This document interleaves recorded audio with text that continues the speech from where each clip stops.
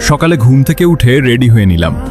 সকাল সকাল আম্মু আমাকে রেডি হতে দেখে বলল, কিরে বাবা, এত সকাল সকাল তুই রেডি হয়ে কোথায় যাস? আজকে একটা ইন্টারভিউ আছে, দোয়া করিও আম্মু। আচ্ছা বাবা, যা ভালো করে পরীক্ষা দিবি, আর রাতে আমাকে বলে রাখবি না। তুই একটু বসো দেখি, আমি কিছু তৈরি করি। কিছু করতে হবে না আম্মু, পড়ে এসে খেয়ে নিব দাঁড়ি। এখন আমি গেলাম। ভাইয়া শুন না। বল, কি হয়েছে? আজ থেকে স্কুলে যাব, এজন্য ভাবছিলাম। মাহির কথা শুনে আমি বুঝতে পারছি ও কি বলতে চেয়েছে। পকেটে ছিল 100 টাকা, কিন্তু কি আর করব, ছোট বোন বলল স্কুলে যাব, 100 টাকাই বের করে দিলাম। বাসা থেকে বের হয়ে চিন্তা করছি, এখন তো হেঁটে হেঁটে অফিসের সামনে যেতে হবে, সময় তো আছেই। এখন হাঁটতে থাকি। অফিসের সামনে যেতে যেতে প্রায় 15 মিনিট সময় লেগে গেছে। ওরে বাবা, কত বড় অফিস দেখা যাচ্ছে! আমি তো ওকার মনে করছিলাম ছোট অফিস হবে হয়তো। যাই হোক, চাকরি পেলে হলো চোখে চশমা লাগিয়ে আমি এমন একটা ভাব নিলাম যেন আমি এই অফিসের বড় একটা কিছু। এখানে আসার আগে সুইটি আমাকে বলেছিল, স্যার যদি বোকার মতো হয়ে থাকেন তো আকার হলে কেউ আপনাকে দাম দিবে না, একটু স্টাইল মারবেন, দেখবেন সবাই আপনাকে সম্মান করে। আমি ধীরে ধীরে হেঁটে লিফটে চলে গেলাম। লিফটের দরজা বন্ধ করব, তখন দেখি একটা মেয়ে দূরে থেকে হাত ইশারা করে বলল, এই আমার জন্য একটু দাঁড়াও, আমিও যাব। দূর থেকে মেয়েটাকে দেখে মনে হলো বড়লোক বাবার মেয়ে, তবে চোখে বড় একটা চশমা আছে। আমার তো মনে হয় কানা টানা নয়তো এই মেয়ে, কি জানি তাতে আমার কি।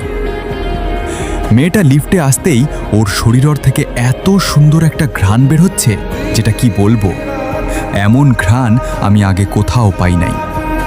মেয়েটা চোখের চশমা ঠিক করতে করতে আমার দিকে আড়াল চোখে তাকিয়ে বলল, তোমাকে তো এর আগে কখনো দেখি নাই, নতুন নাকি তুমি? আমিও কম কি, আমি চোখের চশমা খুলে বললাম, আমাকে কি সাবধান মানুষ মনে হয় আপনার? আমি এই অফিসের নতুন ম্যানেজার, কার সাথে কিভাবে কথা বলতে হয় তা বুঝি জানেন না? সরি স্যার, আমি এই অফিসের নতুন চাকরি নিয়েছি, তো এজন্য আপনাকে চিনতে পারি নাই। থাক, আর সরি বলতে হবে না। তবে তুমি আমার সাথে উপরে যাচ্ছ কেন? এই কথা বলে লিফটের দরজা খুলে মেয়েটাকে বের করে দিয়ে বললাম, আমি আগে উপরে যাই, আর তোমার যদি সময় থাকে তো হেঁটে হেঁটে চলে আসো। কেমন, আমার সাথে যাওয়ার যোগ্যতা তোমার নাই, বুঝলে? মেয়েটা আমার দিকে অগ্নি দৃষ্টিতে তাকিয়ে আছে। আমি লিফটের দরজা বন্ধ করে দিলাম আর মনে মনে বলছি, যাক বাবা, নিজেকে এই অফিসের ম্যানেজার বানিয়ে নিলাম, আর আমাকে কেউ ধরতেও পারে নাই।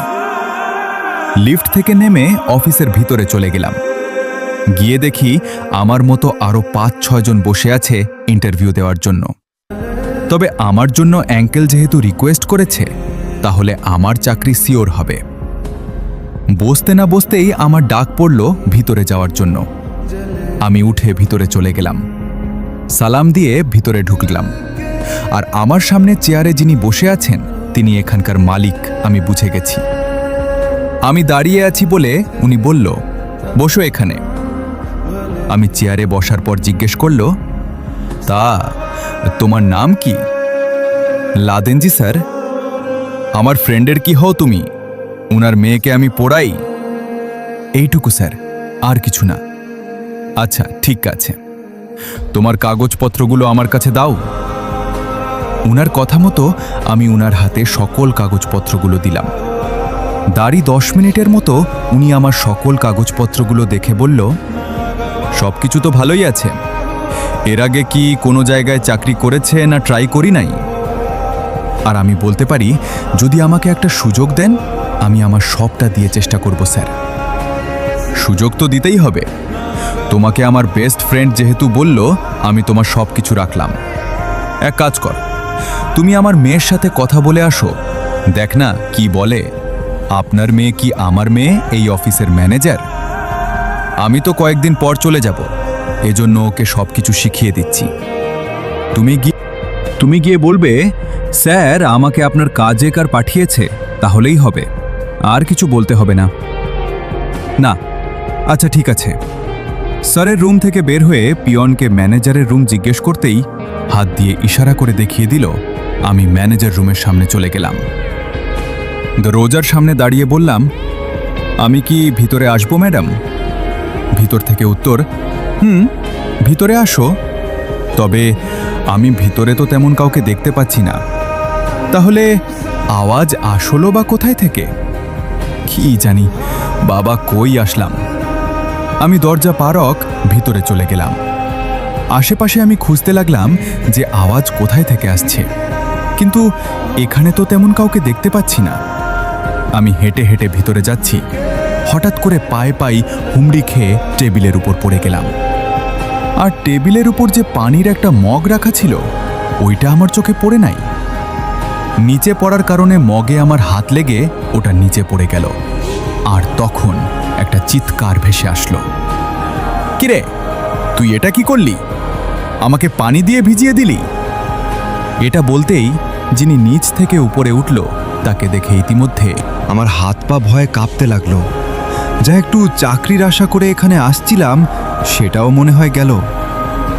এবার লিফটের যাকে আমি ম্যানেজারের পরিচয় দিয়ে এখানে আসছি, তিনি এখানকার ম্যানেজার। তবে মগের সবটা পানি উনার উপর পড়ার কারণে উনার পুরো শরীর ভিজে গেছে।